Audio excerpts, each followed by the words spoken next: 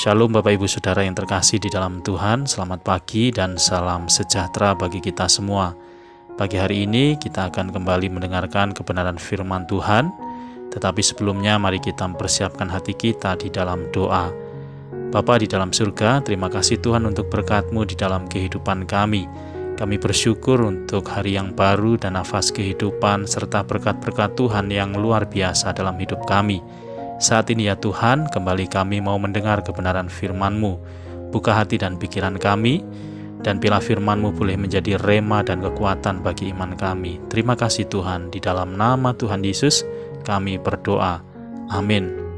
Bapak Ibu Saudara yang terkasih di dalam Tuhan, pembacaan firman Tuhan pagi hari ini dari 1 Korintus pasal 4 ayat 3 sampai 5. Demikian firman Tuhan.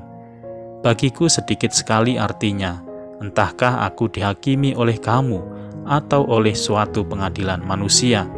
Malahan, diriku sendiri pun tidak kuhakimi, sebab memang aku tidak sadar akan sesuatu, tetapi bukan karena itulah aku dibenarkan. Dia yang menghakimi aku ialah Tuhan. Karena itu janganlah menghakimi sebelum waktunya, yaitu sebelum Tuhan datang. Ia akan menerangi juga apa yang tersembunyi dalam kegelapan, dan ia akan memperlihatkan apa yang direncanakan di dalam hati. Maka tiap-tiap orang akan menerima pujian dari Allah.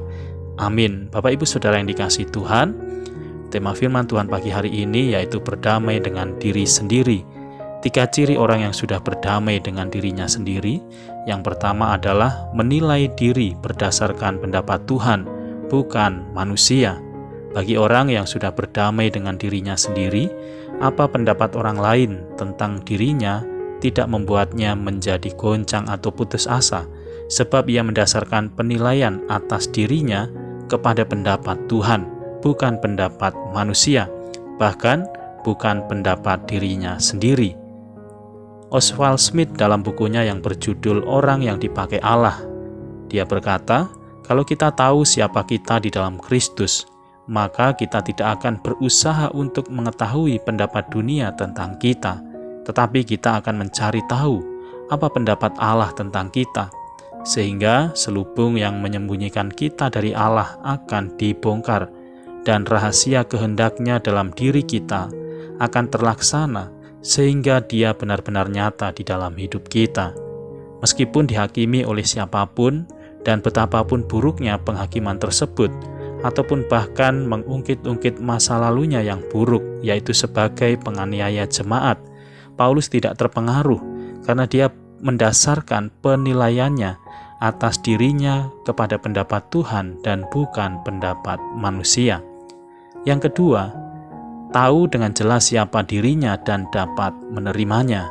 Orang yang sudah berdamai dengan dirinya sendiri, tahu dengan jelas siapa dirinya dan dapat menerima dirinya sebagaimana adanya. Bukan hanya kelebihan yang dimiliki, melainkan juga tentang kekurangan-kekurangan, tanpa menjadi sombong atau menjadi minder. Paulus tahu dengan jelas siapa dirinya. Paulus juga tahu, dan dia tidak malu mengakui bahwa pada masa lalu ia telah melakukan dosa yang besar, sekalipun semuanya itu dilakukannya karena dia tidak mengerti bahwa itu salah. Ia tidak membela dirinya dan juga tidak menghakimi dirinya sendiri. Dia bahkan berkata, di antara mereka akulah orang yang paling berdosa. Bapak Ibu Saudara, berdamai dengan diri sendiri bukan berarti menyangkal fakta adanya ketidakberesan dan bersikap seolah-olah semua baik-baik saja. Paulus berkata, bukan karena itu aku dibenarkan. Maksudnya ialah bukan karena dia benar maka dia dibenarkan, melainkan karena yang berhak menghakimi adalah Tuhan sendiri. Jika Tuhan yang menghakimi, maka tiap-tiap orang yang percaya kepadanya akan menerima pujian dari Allah, karena Kristus sudah menanggung segala dosa dan kelemahan kita di atas kayu salib, sehingga harga diri kita tidak tergantung kepada diri kita yang tidak sempurna, melainkan kepada kesempurnaan Allah. Yang ketiga, dapat menerima orang lain dan dunia dengan segala ketidaksempurnaannya. Bapak Ibu, Berdamai dengan diri sendiri bukan berarti tidak ada masalah, bukan berarti tidak ada pergolakan atau pergumulan di dalam hati dengan kenyataan ketidaksempurnaan dunia ini. Berdamai menurut Alkitab justru adalah damai di tengah-tengah segala pergolakan. Gambaran yang sering dipakai adalah sebuah kapal kecil yang diterpa badai di tengah lautan, namun tetap menjadi survive. Ini menggambarkan seorang yang walaupun menghadapi kenyataan dirinya, orang-orang dan dunia di sekitarnya yang tidak sempurna, tetapi dapat menerima ketidaksempurnaan itu dan tetap kuat di dalam Tuhan. Orang yang sudah berdamai dengan dirinya sendiri, mampu menerima kenyataan ketidaksempurnaan di dalam dunia ini, sehingga mampu menerima dan mengasihi orang lain, sebagaimana Kristus sudah mengasihi dirinya. Berdamai dengan diri sendiri harus dimulai dari bersikap jujur terhadap diri kita, terhadap Tuhan dan juga sesama, dan dengan sengaja melihat ke dalam keberadaan kita yang tidak nampak itu dan belajar menerimanya sebagai bagian yang sudah disediakan Tuhan di dalam hidup kita. Tetapi itu semua bukanlah sesuatu yang gampang untuk dilakukan, membutuhkan kemauan, keberanian, kerendahan hati, kejujuran, dan yang paling penting adalah pertolongan Roh Kudus yang akan memampukan kita. Kebanyakan kita tidak ingin melihat hal-hal yang berada di bawah permukaan, karena melihat fakta ketidaksempurnaan yang kita miliki, yang mungkin sangat menyakitkan, memalukan, dan dapat membuat putus asa. Maka untuk menutupi kekecewaan kita cenderung menyimpan dalam-dalam dan menyangkal adanya fakta ketidaksempurnaan tersebut dan bersikap tidak jujur baik kepada diri kita sendiri, terhadap Tuhan dan juga kepada sesama.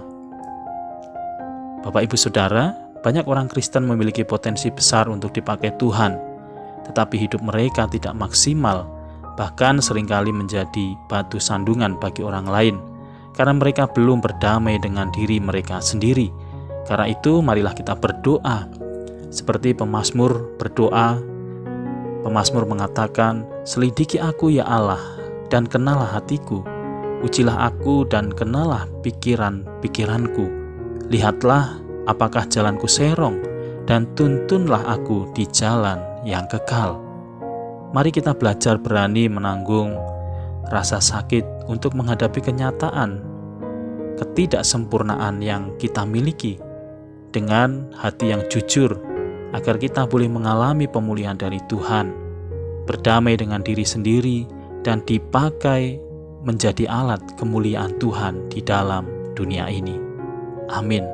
Bapak Ibu Saudara, mari kita berdoa. Terima kasih Tuhan untuk firman-Mu yang boleh menguatkan kami pagi hari ini.